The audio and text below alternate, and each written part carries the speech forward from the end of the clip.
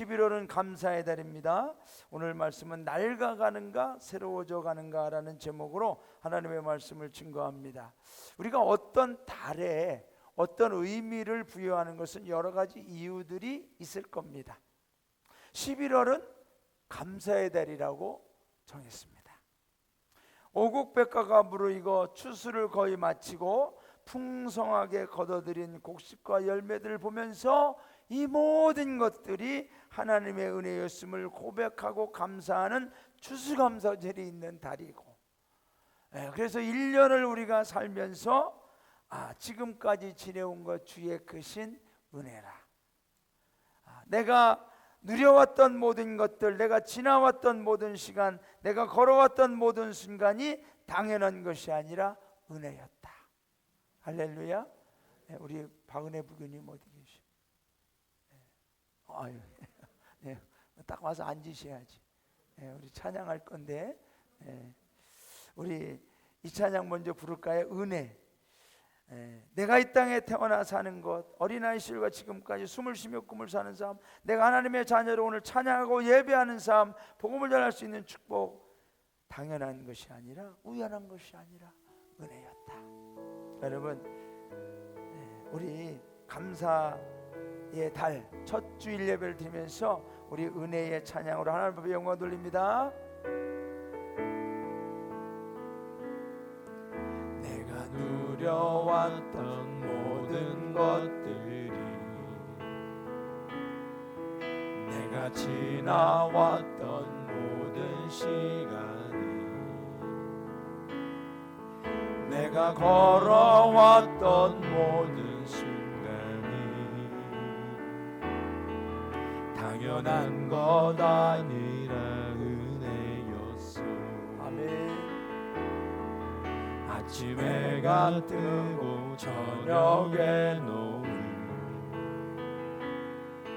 봄의 꽃향기와 가을의 열매,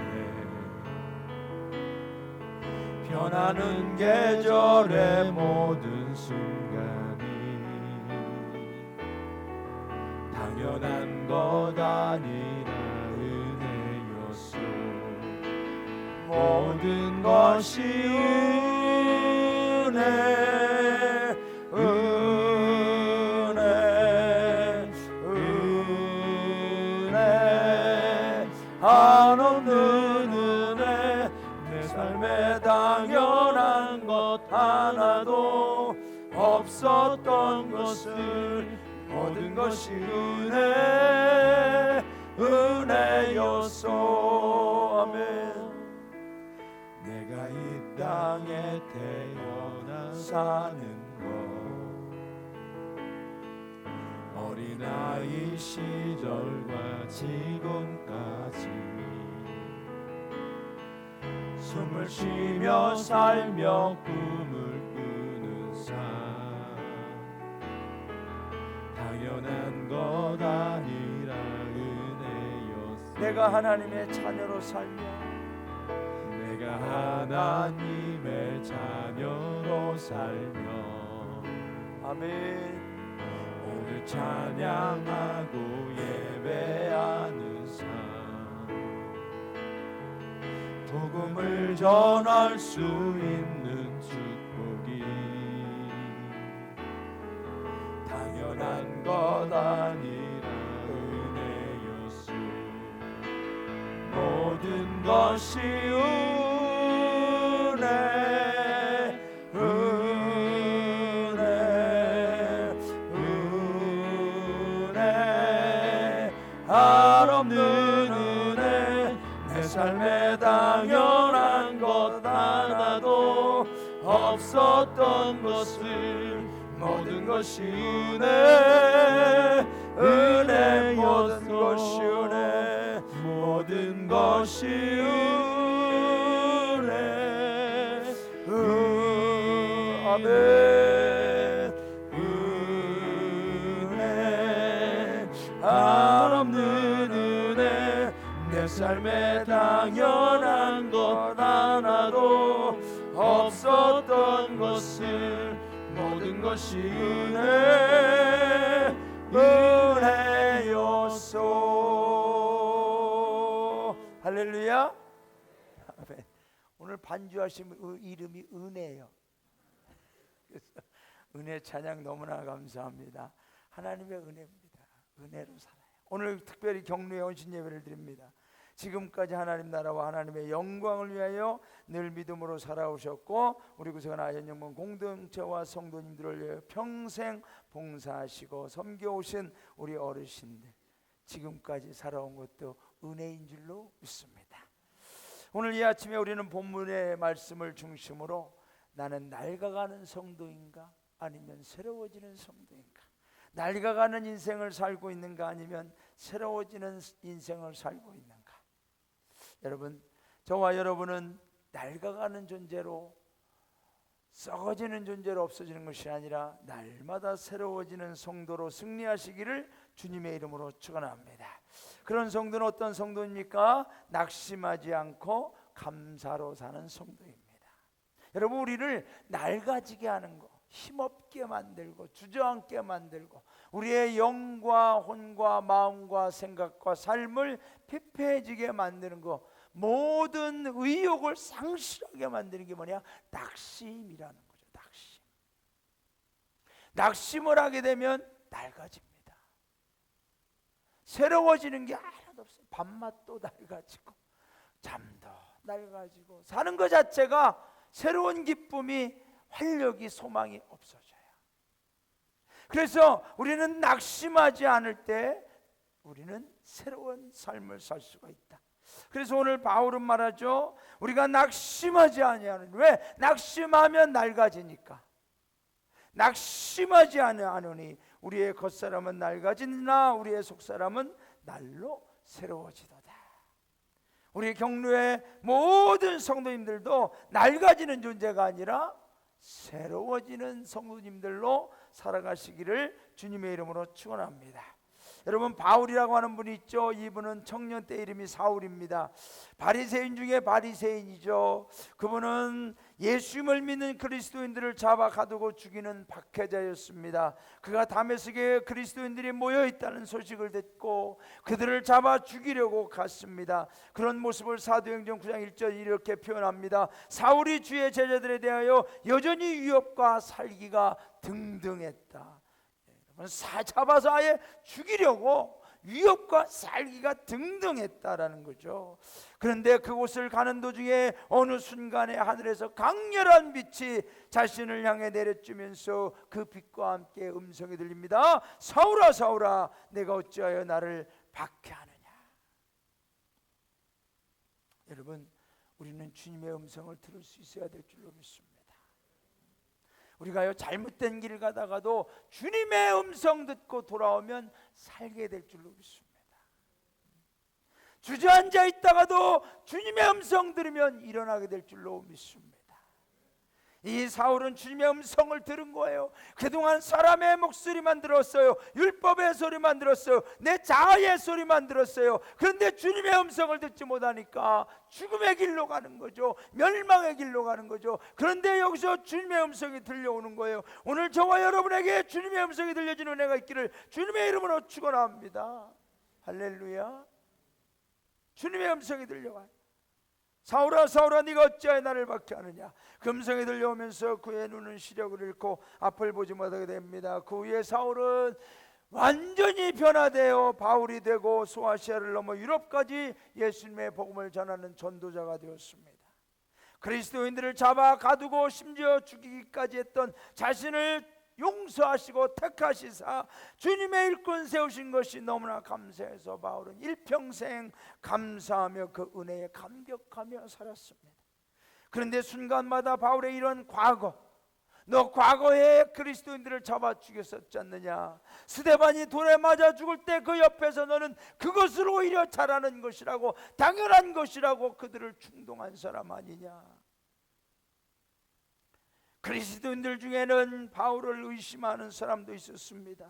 싫어하는 사람들도 있었습니다. 심지어 또 같은 유대인들 중에는, 바리새인들 중에는 배신자라고 바울을 죽이려고 하는 일들이 끊임없이 일어났습니다. 바울은 이쪽에서도 환영을 받지 못하고 저쪽에서도 인정을 받지 못했습니다. 이런 상황에서 그는 낙심할 수밖에 없었습니다. 아, 내가 괜히 주님의 일꾼이 됐는가, 이 직분을 맡았는가 후회하며 낙심할 수밖에 없었지만, 그는 고린도 후서 4장 1절, 오늘과 오늘 읽은 이 4장 맨 1절에 이렇게 말하죠. 그러므로 우리가 이 직분을 받아 긍휼하심을 입은 대로 낙심하지 아니하고. 우리가 이 직분을 받은 것은 긍휼하심이다. 나 같은 핍박자, 외방자, 폭행자, 살인자 같은 사람이 주님의 일꾼이 된 것은 이 직분을 받은 긍휼하심이다. 그래서 나는 어떠한 일이 있어도, 어떠한 핍박이 있고 어떠한 조롱이 있어도 낙심하지 않겠다. 사랑하는 성도 여러분, 저와 여러분이 그리스도인이 된 것은 은혜요 긍휼하심을 입은 것인 줄로 믿습니다. 오늘 저와 여러분이 이 자리에서 예배드리고 내가 하나님의 자녀가 된 것도 주님의 은혜요 긍휼하심을 입은 것이기 때문입니다. 저와 여러분이 직분을 맡은 것도 사명을 맡은 것도 주님의 긍휼하심을 입었기 때문인 것입니다. 그런데 우리가 때로는 힘들고 어렵고 오해받고 상처받는다고 낙심할 때가 있어요. 여러분, 우리는 낙심을 거부하시기 바랍니다. 그리고 오늘 16절에도 말하죠. 그러므로 우리가 낙심하지 아니하노니. 여러분, 그러므로라고 하는 걸 항상 그 앞에 전제를 깔고 있죠. 무슨 얘기예요? 어려움이 있어요, 핍박이 있어요, 고난이 있어요. 그렇지만 이 모든 것이 주님의 은혜다. 그러므로 낙심하지 않는다. 우리의 겉사람은 낡아지나 우리의 속사람은 날로 새로워지도다. 여러분, 바울을 실망케 하고 낙심케 하는 일들이 안팎으로 겹겹이 에워싸고 자신의 몸과 건강은 갈수록 연약해짐을 느끼면서 때론 낙심될 수도 있었지만, 바울은 단호하게 낙심을 거부하고 오히려 내 겉사람은 약해져 가지만 내 속사람은 날로 새로워진다고 선언하고 있습니다. 여러분, 저와 여러분이 예수님을 믿으면서 우리에게 어떠한 변화가 일어났느냐, 이걸 잘 아셔야 돼요. 변화가 일어났는데도 모르고 사니까 우리가 힘들 때가 있어요. 오늘 분명히 알려드리겠습니다. 저와 여러분이 예수님을 믿음으로 변화가 일어났어요. 무슨 변화냐? 우리에게 없어졌던, 죽었던, 사라졌던 중요한 우리의 본질이 회복되는 변화가 일어났습니다. 그게 뭐냐? 본질이 뭐냐? 속사람이에요, 속사람. 자, 고린도후서 5장 17절에 보면은 그런즉 누구든지 그리스도 안에 있으면 새로운 피조물이라. 이전 것은 지나갔으니 보라 새 것이 됐다. 자, 여러분, 뭐가 새 것이 됐죠, 여러분? 여러분, 우리의 외모가 새 것이 됐나요? 우리의 삶이 왜 새 것이 됐나요? 우리의 환경과 처지가 갑자기 예수 믿으니까 집이 새 것이 됐나요? 아니죠. 새로운 피조물이라는 건 뭐죠? 저와 여러분에게 새로운 피조물이 되었다라고 그랬어요. 그 피조물, 새로운 피조물이 뭐죠? 속사람. 하나님께서 저와 여러분을 창조하실 때에 그 하나님의 형상과 모양대로 지은 하나님의 영광의 그 본성, 본질, 그것이 죄를 지음으로 말미암아 죽었잖아요. 사라졌잖아요. 우리 안에 그런 하나님의 영광의 본질이, 그 속사람이 죽었었어요. 그런데 예수님이 오심으로, 우리가 예수님을 영접함으로, 내가 예수님을 믿음으로 하나님 자녀가 되는 권세를 입음으로, 하나님 자녀의 권세, 하나님의 영상, 하나님의 모양, 하나님의 영광의 본질이 새로운 피조물로 회복됐다. 할렐루야. 이런 변화가 일어난 거예요. 그러니까 우리가 예수님을 믿는다는 건 보통 일이 아닙니다. 내 인생의 최고의 사건인 거죠. 그래서 우리는 두 가지의 본질이 있어요. 겉사람의 본질이 있고요, outwardly라고 해서 이 표면적인, 외면적인 본질이 있어요. 저와 여러분의 그런 본질이 있다니까요. 아무리 신경 안 쓰려고 해도 외모에 대해서 신경 쓰잖아요. 우리 부모님 오늘 뭐 머리에 바르셨죠? 예. 신경 쓰신다니까. 아무도 안 쳐다볼 건데 신경 쓰시죠. 저도 발랐거든요. 저도. 이건 안 바르면 그냥 푸석푸석해 보여가지고 신경 쓴다니까요. 우리에게 그런 본질이 있어요. 오늘 교회 갈 때 무엇을 입을 것인가? 본질이 있다니까. 신경 안 쓰려고 해도. 근데 여러분, 이것은 뭐예요? 갈수록 낡아져간다. 제가 사관학생 때 사진을 보면 깜짝 놀라요. 여러분, 내가 이렇게 멋있었다니. 너무 놀라요 진짜. 와, 남기숙사관이 반할만도 하구나. 깜짝 놀란다니까요. 근데 지금 이 모습으로 만났다고 해보세요. 여러분, 안 반하죠. 그분도 수준이 있을 텐데. 근데 낡아져 가는 거예요. 이게 우리의 본질이에요. 그러니까 아무리 우리가 노력해도 우리의 겉사람은 어떻게 낡아져 간다. 웨이스트 된다 그랬어요. 그러니까 거기에 대해서 우리는 어떻게 해요? 낙심할 일이 아니다.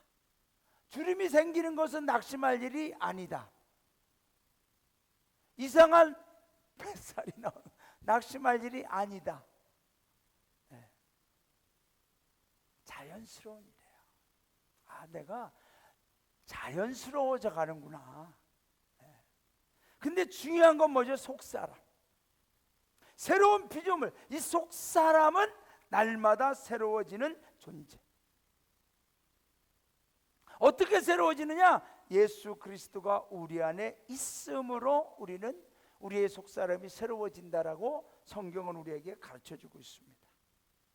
우리 고린도후서 4장 7절부터 10절 다 함께 읽어볼까요? 다 함께 시작. 우리가 이 보배를 질그릇에 가졌으니 이는 심히 큰 능력은 하나님께 있고 우리에게 있지 아니함을 알게 하려 함이라. 우리가 사방으로 우겨싸움을 당하여도 쌓이지 아니하며 답답한 일을 당하여도 낙심하지 아니하며 박해를 받아도 버림받지 아니하며 거꾸로뜨림을 당하여도 망하지 아니하고 우리가 항상 예수의 죽음을 몸에 짊어짐은 예수의 생명이 또한 우리 몸에 나타나게 하려 함이라. 여러분 여기서 우리의 질그릇, 이 보배를 질그릇에 가졌다. 우리의 겉사람의 본질은 질그릇이라는 거죠. 그런데 그 예수 그리스도를 우리가 영접할 때 우리의 속사람이 살아나는 거죠. 우리의 속사람이 살아난 거예요. 하나님의 영상이 회복된 거예요. 그래서 사도 바울은 수많은 고난과 핍박과 위험과 낙심의 상황에 부딪힐 때 그곳에 나를 힘들게 할 때 낙심하기보다는 내 안에 있는 이 속사람, 예수님이 함께하는 이 속사람으로 더 새로워지고 더 강력한 믿음으로 승리할 수 있었다. 여러분, 여기에 보면은 심히 큰 능력이 하나님께 있고 우리에게 있지 아니함을 안다. 여러분, 속사람이 왜 새로워지느냐 하면 비밀을 알기 때문에 그렇습니다. 저와 여러분의 속사람, 겉사람은 전혀 몰라요. 알 수 없는 거예요. 왜? 우리의 겉사람의 본질은 우리의 능력이 늘 우리 자신에게 있다고 생각하는 본질을 갖고 있습니다.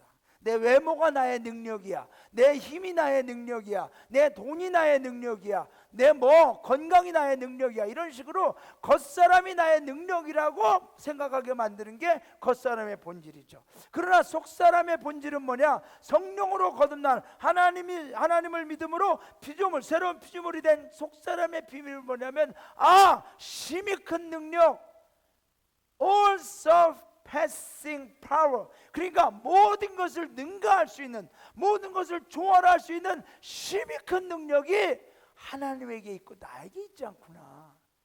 이걸 깨닫는 게 속사람이에요. 이걸 깨달을 때 우리는 새로워지는 거죠. 날마다 새로워지는 거예요. 여러분, 오늘 저와 여러분이 이 말씀을 통하여 내가 살아가는 내 믿음 생활하는 신앙생활하는 모든 힘이 큰 능력이 하나님에게 있고 나에게 있지 않구나.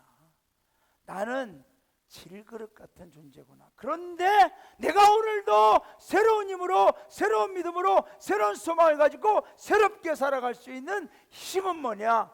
내 안에 계시는 힘이 큰 능력, 하나님의 은혜가 있기 때문이구나. 할렐루야. 여러분, 인간이요 모든 피조물들 중에 가장 똑똑하고 지혜롭습니다. 우주 만물의 피조물 가운데 가장 신적인 본성을 가진 것이 인간입니다. 다른 피조물에게는 하나님이 신적인 본성을 주지 않았어요. 그러나 인간에게만 신적인 삶을 살아갈 수 있도록, 우리가 신은 아닙니다. 또 딴 데 가서 이상한 얘기해서 나를 이단으로 만들지 마시고, 우리는 신은 아니에요. 그러나 신적인 삶을 살 수 있도록 하나님이 우리에게 특권을 주셨어요. 하나님의 자녀로서의. 여러분, 아담이 처음 창조되었을 때 아담은 신적인 능력을 부여받았습니다. 온 우주 만물을 뭐라고 그랬어요? 생육하고 번성하고 땅에 충만하라, 땅을 정복하라, 다스리라. 이건 하나님이 하시는 일인데 우리에게 맡겨주신 거죠. 그러니까 신적인 권위와 신적인 요소를 부여받고 신적인 본성으로 살아갈 수 있도록 된 게 인간인데, 그런데 그런 인간이요 가장 미련하게 됐어요. 가장 불행하게 되고, 우주 만물의 모든 피조물들 가운데 가장 영광스럽게 창조되었지만은 만물의 수치가 된 것이 인간입니다. 왜요? 큰 능력이 나에게 있다고 생각하면서, 아담과 하와가 타락하면서 우리 안에 어떤 생각이 들어왔냐면, 신 같은 능력이 내게 있구나, 내가 신이구나, 내가 신적인 존재로 살아갈 수도 있구나라고 착각하게 만드는 거죠. 그래서 저와 여러분이 이러한 죄의 DNA를 받으면서 우리 안에도 알게 모르게 내가 곧 하나님처럼 살고 싶은 심히 큰 능력이 나에게 있는 것처럼 착각할 때가 있다는 얘기죠. 오늘 그것을 여러분들이 분명히 깨닫고, 내가 살아가는 것이 아니라 내 안에 계시는 하나님의 큰 능력, 즉 성령이 나를 이끌어 가시는구나 라고 깨달으시기를 주님의 이름으로 축원합니다. 여러분, 창세기 신할 평지에 보면은 바벨탑을 사람들이 쌓기 시작합니다. 그들이 열심히 쌓았어요. 그런데 바벨탑이 무너지게 되는 거죠. 여러분, 지금 이 시대에도 어쩌면 저와 여러분 이 자리에서 어떤 분은 자신만의 바벨탑을 쌓았던 분도 있을 겁니다. 그런데 그것이 무너지는 순간, 산산이 조각나는 순간 절망의 늪에 빠지고 낙심하고 있다가 진짜 감사하게도 누군가의 전도를 받아서 마지막으로 예수를 믿어보자 해서 교회에 나오셔서 오늘 하나님의 자녀가 되신 분들도 있을 겁니다.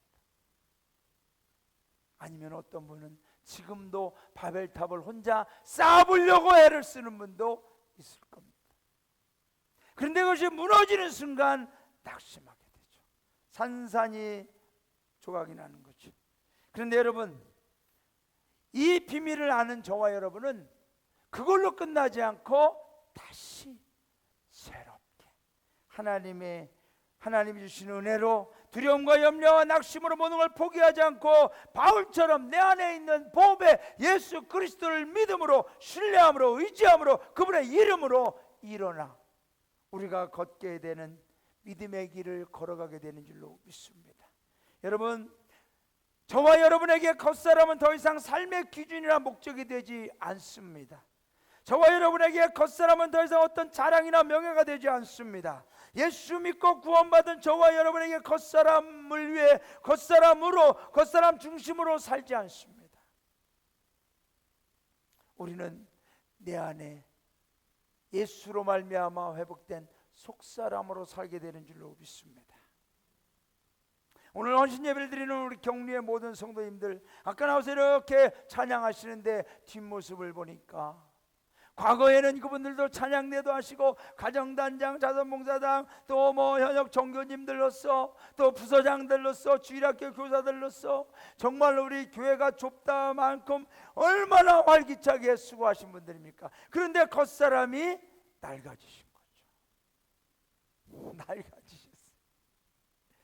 그런데 지금도 우리 경로의 어르신들은 겉사람이 낡아졌다 그래서 낡은 삶을 사는 분들이 아니라 새로운 삶을 사는 줄로 믿습니다. 아까 찬양 들으셨죠? 네. 얼마나 은혜롭게 찬양하십니까? 지금 찬양대 오셔도 되실 분들이 있어요, 없어요? 아, 인정을 안 하시고 있으시죠. 죄송합니다. 좀 이렇게 소개해 드리려고 했는데 있어요, 없어요?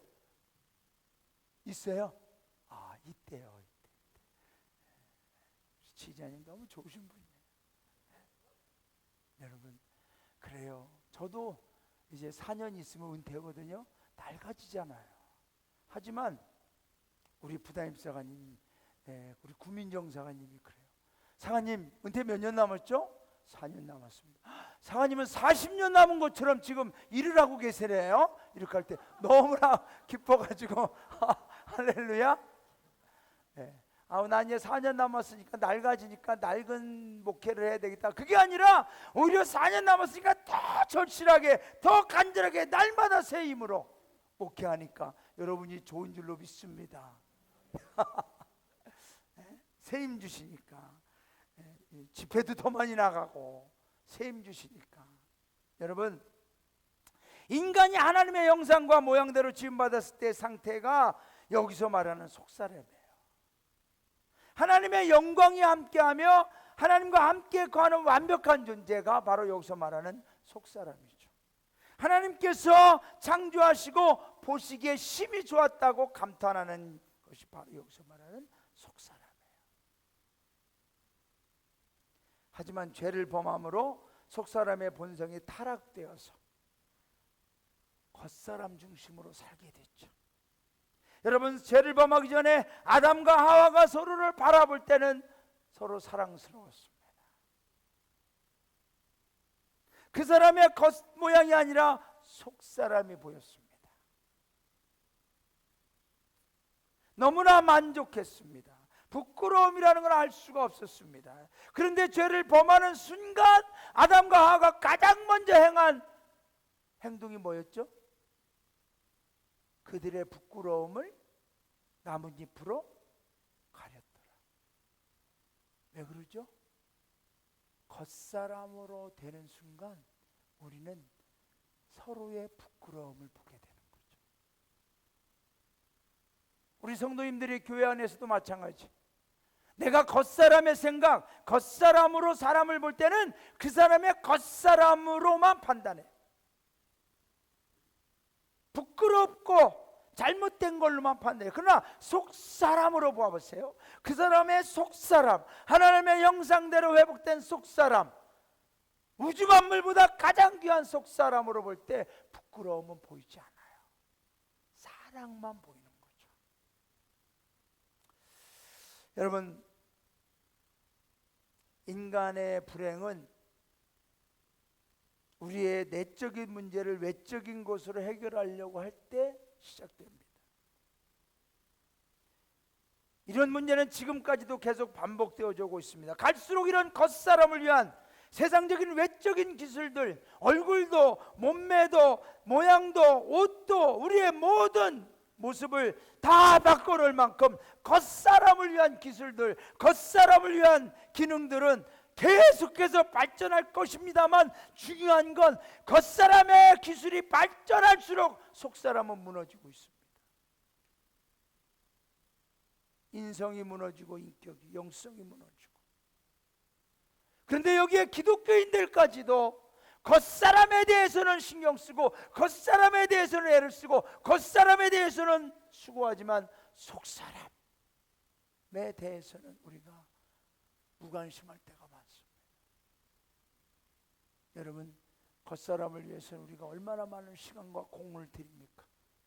그러나 속사람, 내 안에 있는 이 속사람, 이 속사람이 성령으로 충만할 수 있도록, 하나님 말씀으로 충만할 수 있도록, 기도하며 하나님의 은혜로 충만할 수 있도록 우리가 얼마나 많은 수고와 노력을 기울이고 있습니까, 여러분? 얼마나 많은 기도의 시간을 지내고 있습니까? 얼마나 많은 말씀으로 공급하고 있습니까? 우리는 너무나 겉사람에게는 모든 걸 다 쏟아붓는 것 같지만 속사람에게는 너무나 무관심함으로 우리는 속사람이 약해지고 있어요. 겉사람으로 살아가고 있어요. 그러니까 오늘 사도 바울은 말하는 거예요. 너희 우리가 겉사람으로 살면 낙심한다. 그러나 우리의 속사람은 날마다 새롭기 때문에 뭐래? 나는 절대로 낙심하지 않는다는 거예요. 여러분, 우리가 겉사람을 보면은 낙심. 사도 바울은 질그릇 같은 자신의 심령에 보배 대신 예수 그리스도를 영접하고 그 어떤 상황에서 낙심하지 않고 무너지지 않고 쓰러지지 않고 8절과 9절에서 말하죠. 우리가 사방으로 우리가 싸움을 당하고 답답한 일을 당하고 박해를 받고 버림받고 거꾸로 됨을 당하고, 여러분, 사도 바울에게 낙심할 일이 없거나 박해가 없거나 낙심 이런 우겨싸움을 당할 이런 일이 없었다는 게 아니에요. 다 있었어요. 거기에 더 나아가 고린도서 11장에 보면 여러 차례 옥에 갇히고 매를 맞고 40에 하나 감한 매를 5번 맞고 태장을 3번 맞고 한 번은 돌로 맞고, 돌로만 한 번 돌로 이렇게 맞았다는 게 아니에요. 돌로 맞았다는 얘기는 돌팔매질을, 유대인들의 그 죽이는 돌팔매질을 맞아서 거의 죽게 되었다라는 얘기죠. 배가 파산하여 죽을 고비를 수없이 넘겼었고, 이런 과정에서 그의 몸은 한없이 약해져 갔지만 그는 겉사람으로 살아가는 것이 아니라 속사람 예수 그리스도와 함께하는 예수 그리스도의 사람으로 살았기 때문에 낙심하지 않는다. 할렐루야. 우리 아현영문 성도님들은 어떠한 일이 있어도 낙심하지 마시고 내 안에 모든 것을 능하게 하시는 하나님의 큰 능력이 나에게 있지 않고 하나님께 있음을 믿고 속사람으로 새 힘을 얻으시고 소망 가운데 승리하시기를 주님의 이름으로 축원합니다. 여러분, 우리의 겉사람은 우리의 삶 가운데 우리를 낙심하게 만드는 것이 얼마나 많은가에 집중하지만 우리의 속사람은 우리 안에 누가 있느냐를 바라보게 하는 줄로 믿습니다. 열왕기하 6장에 엘리사에서 한 게하시가 아침에 일찍 일어나 보니까 아람 군대가 엘리사가 사는 성을 겹겹이 둘러싸여 포위하였습니다. 그는 너무나 놀랐습니다. 너무나 낙심하게 됐습니다. 그러면서 그가 외치기를 내 주여, 우리가 어찌하면 좋습니까? 오 선생님, 우리가 어찌하면 좋습니까? 그때 엘리사 선지자가 대답합니다. 두려워하지 말라.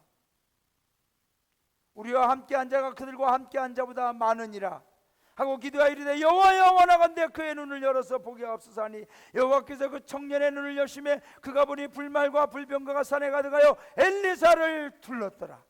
사랑하는 여러분, 우리의 겉사람은 표면적인 것, 외면적인 것만 봅니다. 그러나 우리의 속사람은 하나님의 세계를 보는 줄로 믿습니다. 영적인 세계를 보는 줄로 믿습니다. 우리의 속사람으로 보세요. 저와 여러분을 둘러싸고 있는 하나님의 군대가 더 큰 줄로 믿습니다. 저와 여러분을 돕고 계시는 성령의 능력이 더 큰 줄로 믿습니다. 우리의 겉사람은 우리의 연약함과 표면적인 것으로 인하여 우리를 낙심하게 하지만 우리의 속사람은 하나님의 영적인 세계를 보게 함으로 말미암아 힘을 얻게 하는 거죠.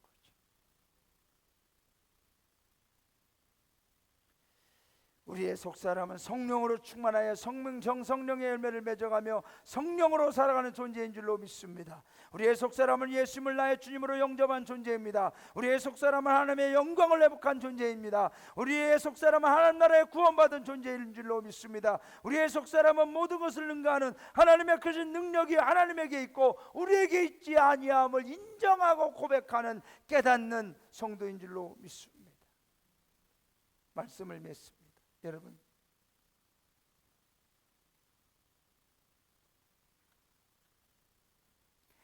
지난주에 우리 최성혁 성도님 집에 가서 예배를 드렸어요. 신방 예배를. 어머니가 계셨습니다. 그 어머니는 치매가 무지무지 심했던 분입니다. 치매가 있으실 때 영상을 저한테 보내주셨는데 너무나 심했어요. 너무나 많은 욕을 하시고 자식에게 폭력을 가하시고,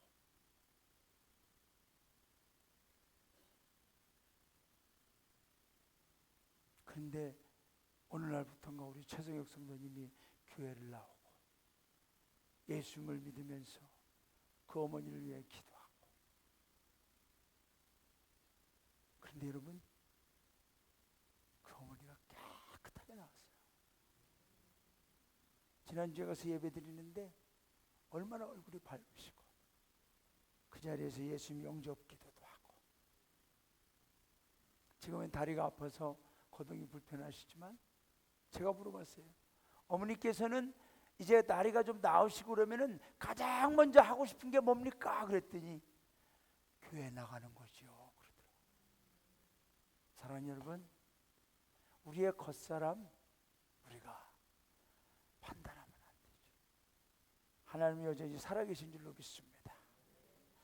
이제 그 어머니가 교회 오는 날은 천국의 잔치가 벌어진 날이 될 줄로 믿습니다. 여러분, 그래요. 우리를 낙심하게 하는 일들이 많아요. 저는 우리 최성혁 성도님이 참 저분이 참 대단한 분이더라고요. 한번 혈기가 나면 세상 그 무엇도 말릴 수 없는 분. 근데 예수님 믿고 저렇게 온순해졌어요.